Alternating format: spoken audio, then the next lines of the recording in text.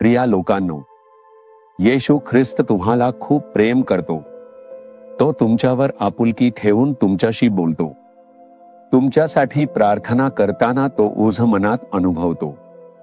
प्रभू बोलावा आणि हे ऐकणाऱ्यांच्या हृदयाला आशीर्वाद मिळावा अशी प्रार्थना करताना त्याच्या अंतःकरणात एक ओझ निर्माण होतं आणि त्याच्या उपस्थितीने त्याला व्यापून टाकतं. म्हणूनच बरेच लोक म्हणतात की त्या दिवशी प्रभू माझ्याशी थेट बोलत असल्यासारखं वाटलं.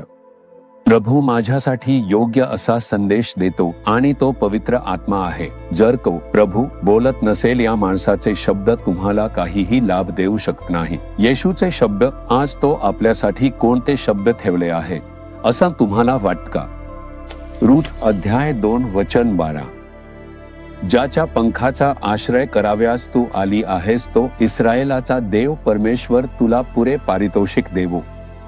प्रभूच्या पंखांच्या छायेखाली आश्रय घेतलेल्या तुला त्याच्याकडून संपूर्ण फलप्राप्ती होवो, हे एक अद्भुत आशीर्वाद आणि शुभेच्छा आहे.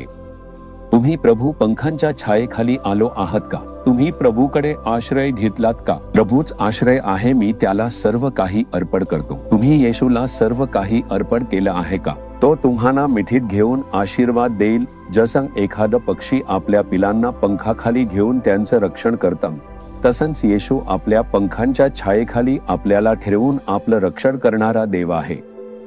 तुम्ही त्या पंखांच्या छायेखाली आलात तरच ती सुरक्षा मिळेल.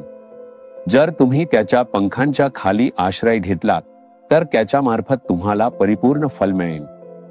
तो तुम्हाला फक्त मिठीत घेऊन सुरक्षित ठेवणारच नाही, तर तुम्हाला परिपूर्ण फलही देईल. कुठलीही कमतरता उरणार नाही. आज तुमच्या आयुष्यात कुठेतरी काहीतरी कमतरता आहे.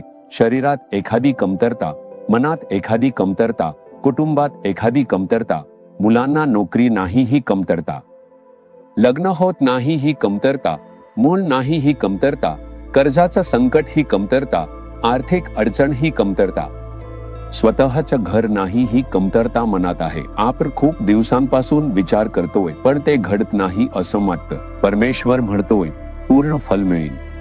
पूर्ण फल तुम्ही जर त्याच्या आश्रयाला आला तर एकही कमतरता उरणार नाही. योग्य वेळेला त्या चांगल्या गोष्टी परमेश्वर देतच राहतो. भिवू नका, गोष्टी घडतील, गोष्टी पूर्ण होतील.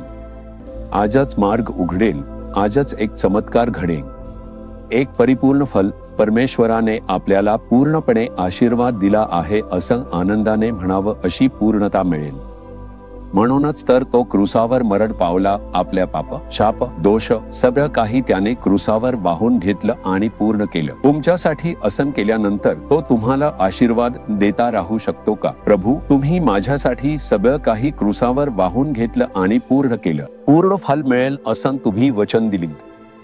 आज मी तो चमत्कार पाहीन. विश्वासाने असं म्हणा, आज सगळ्या कमतरता पूर्णत्वात रूपांतरित होती.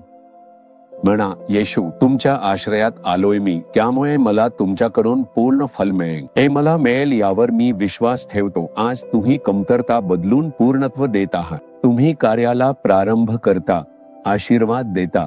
स्तुती येशूच्या नावाने. आमेन.